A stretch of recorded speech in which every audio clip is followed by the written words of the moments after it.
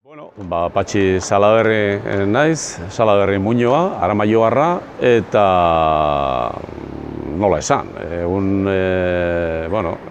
jubilatu da, erretiratua nago, eta identifikazio gehiagorako, esango nuke irakurlea naizela, funtsean irakurle hutsa. Euskal Filologia karreran irakaslea izan naiz, luzaroan, urte mordoan eta literatura klasikoa irakatsi izan dut. Azken kursoetan, bai plan zaharretan, plan berrietan, gehien bat hori izan da nire espezialitatea. Hau da, 16-19 mendeetako literatura. Literaturarekiko zaletasuna aspaldi eta euskal literaturarekikoa beranduago. Ni herri euskaldun bateko semea naiz, baina edozein modutan ere herri hortan eskolak erdarazkoak ziren, garai hartakoa naiz ni, eta han etzen euskarazko ezer irakurtzen. Irakurtzen hasi nintzen, nik esango nuke, 17-18 urterekin. Beraz, jarriko nintzake 1974an, hor nonbait hasi nintzen finkoago edo nahi baldin baduzu trinkoago zertzen, ezta? Euskal literatura irakurtzen. Ez klasikoa, ezik eta modernotik edo hasi nintzen, eta gero saiakeraren esparruko literatura ere bai, saiakera gogoan daukat esate bateko momentu batzutan, ez dakit, 76an, 17an, liburukotea atera zuen zerak, esango dut, Torrealdaik, aldez aurretik Mitxelenaren idazkera edo idazlana hautatuak niretzat zoragarria eskuratu ahal izan nuen, hori 1972an, 13an, inguru hartan hasi nintzen, pixkatxo bat euskal letrak ezagutzen. Ordura arte nik ez bain nuen ezer ezagutzen, naiz eta idatzi euskaraz idazten nuen zerbait.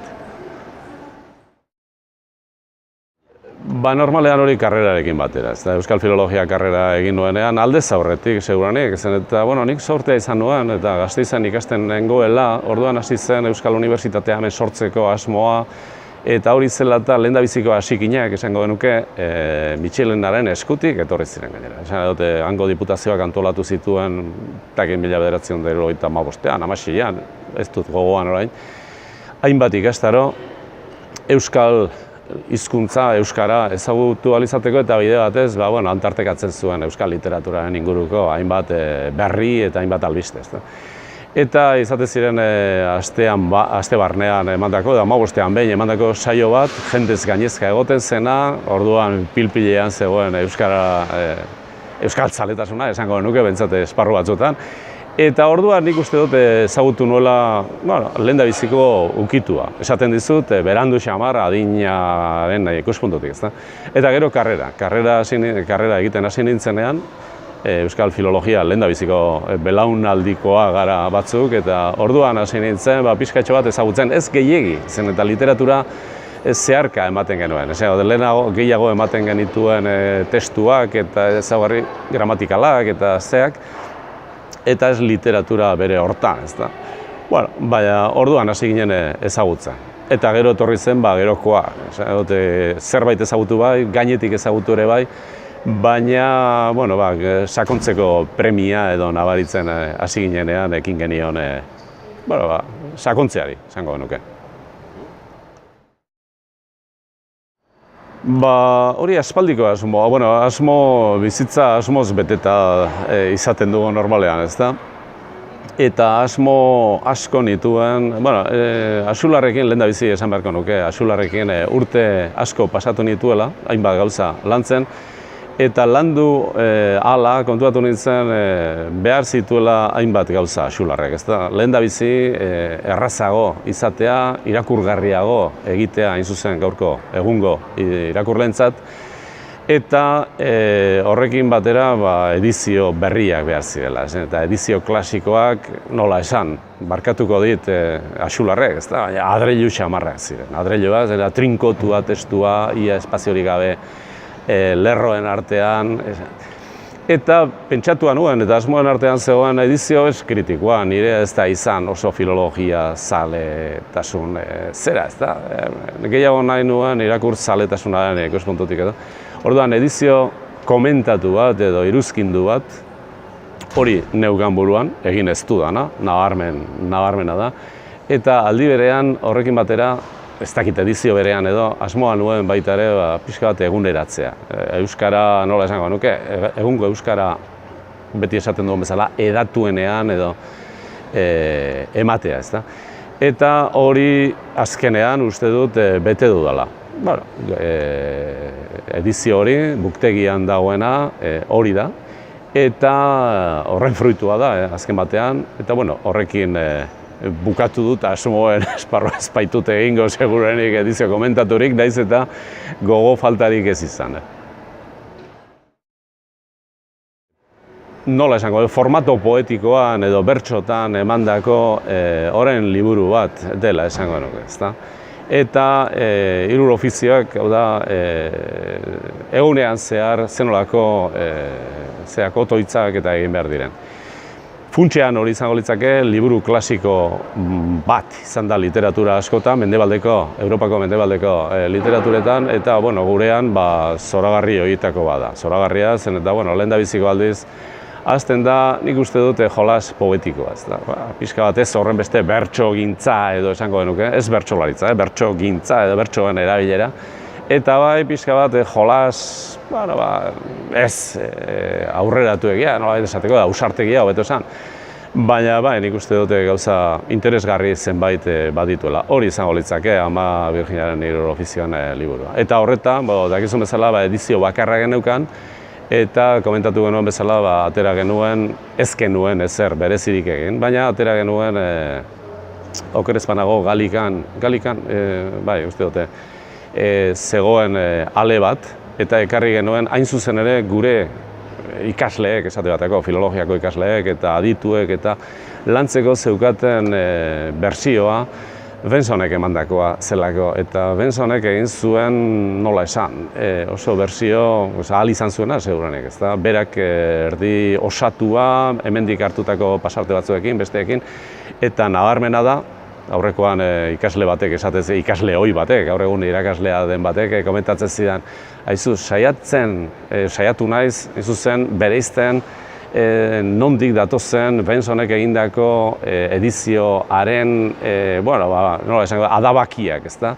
Eta hori aztertu, baina ez geneukan edizio garbirik eta osorik, eta buktegian, zorionez, aukera dugu liburua bere osotasunean eta bere hartan ikusi ahal izateko, ezta? Interesgarria da gainera bertsio hori, zen eta Bensonek irakurri zituen hainbat gauza, gaizki irakurri zituen eta gaizki transkribatu zituen edo dena delako zea. Arazoak dituen edizioa da eta gaur egun badugu zerak Arizmendik egindako bertsio jatorrizko bat, printze horietako bat, edo esango nuke.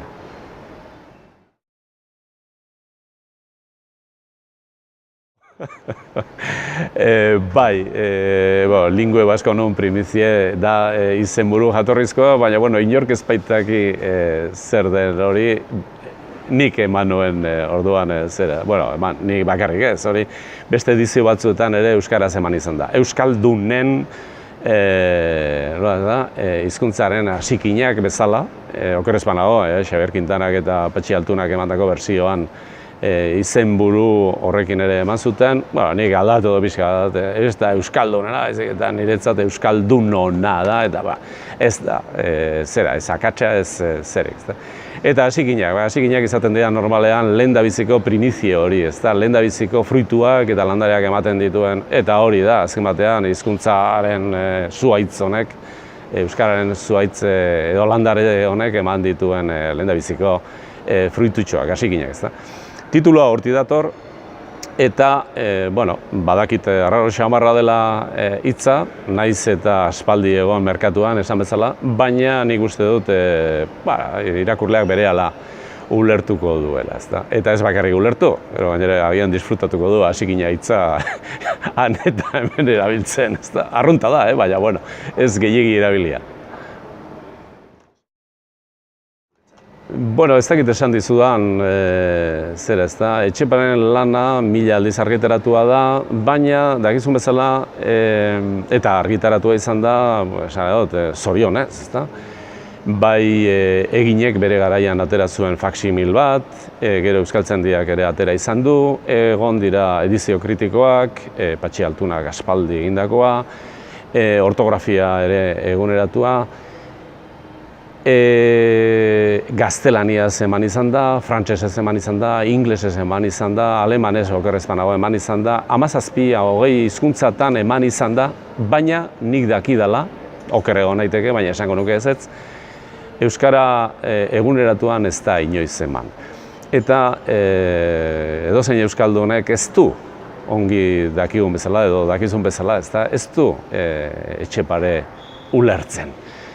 Beraz, askotan gertatu izan zaigu, eta guri ere bai, esaldi zenbait, bertso zenbait, hitz zenbait, ulertu ahal izateko, beti jo behar izatea, beste hizkuntzetan dauden bertsioetara, ezta? Eta orduan, tipikoa da nik ikasleen artean ikusi izan dut hori, Etxepare irakurtzen, euskaraz irakurtzen hasi, 1545-ko, 16. mendeko euskara hori irakurtzen hasi, ulertu ez, eta ulertu ahal izateko irakaslea ez badago tartean edo alboan, gaztelaniazko bertsioetara jo behar izatea, edo frantsesezkoetara. Bertsio honek eskaintzen duena euskara eguneko euskaran, edo euskara batuan, edo eguneratuan esango genuke. Batua esaten dudanean, hemen zertxo bat, ñabardura txikitxo bat, edo zertzela txikitxo bat zertu nahi nuke, ezta? Hau da, deno dakio euskara batua anitza dela, zabala dela. Hemen ez dut euskara batua bere zentzu ortodoxoenean erabiltzen. Baizik eta euskara edatuenean eta batez ere irakurle gehien duen esango genuke forman, ez da, edo kodean. Hau da, gehien bat hegoaldean. Hori dela eta, irizpide hori dela eta, batzuk traiziotzat hartu dezakete egindako bertsioa, zen eta erran bezalakoak eta horiek pasatu ditut esan horretan, ez da. Uste dut eskubidea nuela, besterik nahi duenak egin dezala berak bestea, ez da.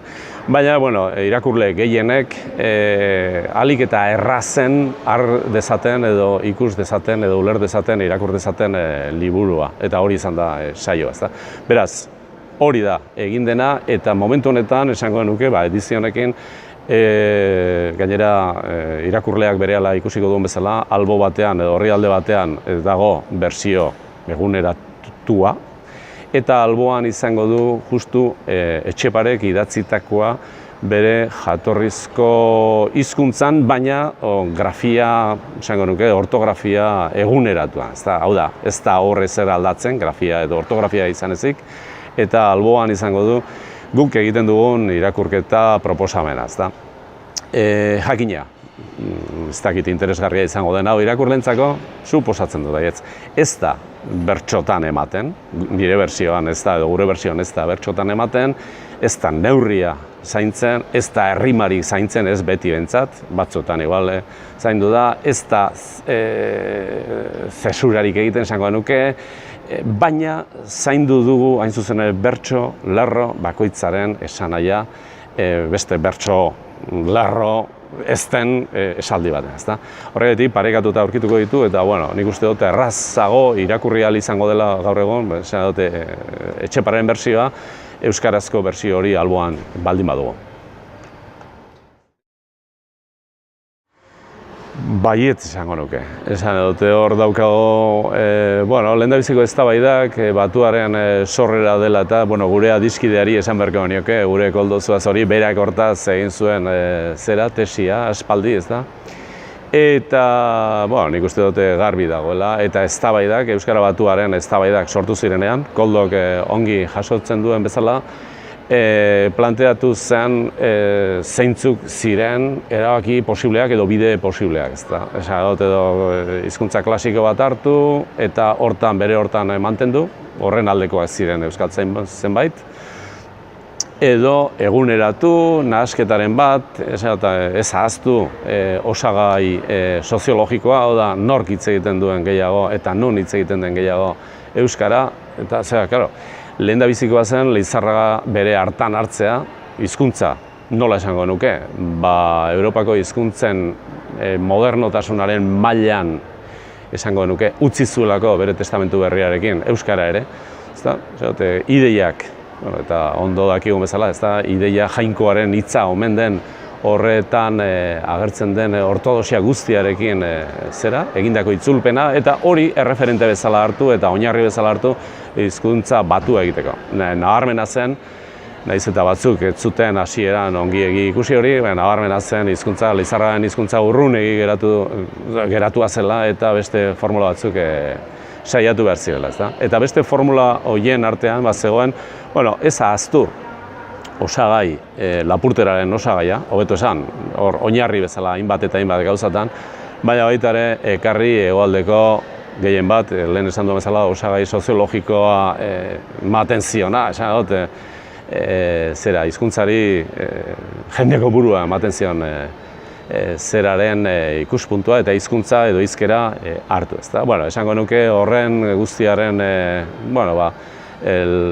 lanetik, uztartzetik sortu zela orain gaur egun daukagun batua. Ahaztu gabe berriro diot, horregatik egiten zaigu gainera, batuan mintzo garen hoi, ez dut esango batuan murgilduta ez daudenek, baina besteok nik uste dut oso hurbil izaten dugula garai hartako hainbat eta hainbat, hurbil daukago, esate batako, Leizarraga zail xamarra izan daiteke, hainbat gauzatan, baina Axularren hizkuntza esate bateko hurbilekoa egiten zaigu. Niri hurbilago egiten zait esate bateko 19. mendeko hainbat eta hainbat testu baino. Gezurra dirudi, 17. mendeko bat. Baina hori gertatzen zaigu, baina esango nuke batuaren aberastasunaren edo aberastasunari esker sortu zaigula hori, ezta. Nik ez dakit, badakizu irakurlea bakoitzak izaten duela bere bere irakurketa eta bere etekina ateratzen diola horri, ez da. Nik maila personaletik hitz egin beharko nuke, ez da, nik askotan erabili izan duan irudi batez baliatuta, ni zoragarri bizi naiz denboraren tunel edo zulo horretan sartuta, eta esan dute, hemengo hainbat arazoetatik urruntxo geratu zaitezkelako lehendabiziko momentuan, baina ez hori bakarrik, hemengo arazoi, gaur egungo arazoi ere, hainbat argi ere ematen dutelako horretan zulo horietan ibiltzea. Esan dute, klasikoak horretarako dira besteak beste, horretaz hori ere atera dizaieko etekin bezala, ez da. Kasu hauetan, klasiko, benetako klasiko diren hauetan, euskal klasikoen esparru honetan, disfrutea ere ikaragarria. Hemen disfrutatzen da, nik behintzat esango nuke, gogoz sartu ezkero horrelako autore baten obran, gogoz irakurtzen dela, eta gainera nola esango nuke, gure hizkuntzari ere nolabaiteko pasadatxo bat emateko ere balio duela horrek. Hau da, zer nola idazten zuten orduan, nola adierazten zituzten ideiak une hartan, eta guk nola egiten dugu. Esate baterako, ur gardenak dira haienak, ez? Gardenak, badakigu hizkuntzak aldatu egiten direla, eta maileguz betetzen direla, eta garapena, evoluzioa ere izaten dutela, baina edozein modutan ere, iruditzen zait, oraindik eskaintzen dutela hori guztia, ezta? Orduan, testuak hori eskaintzen dute jakina, gure literaturak ez du nola esango nuke gauza zertu, ez du erlijio esparrutik gauza gehiagirik, ezta? Eta hori izan daiteke segurenik gure literaturaren handikapik handiena, ezta? Pixka bat eragozpenik handiena. Baina edozein modutan ere hori azten badugu, dauda, nahiz eta agnostikoa izan, bateo izan, testu bat, erlijiozko testu bat, lasai asko irakur dezake, eta aprobetxatu dezala, nahi baldin badu ideologikoki ere kritika egiten ibiltzeko aldi berean, eta irakurleak hori egiten du, ez da, irakurri, baloratu eta kalibratu irakurtzen duena, baina aldi berean disfrutatu hori esateko erabili izan den forma linguistikoaz eta disfrutatu, gozatu ideiak emateko moduaz.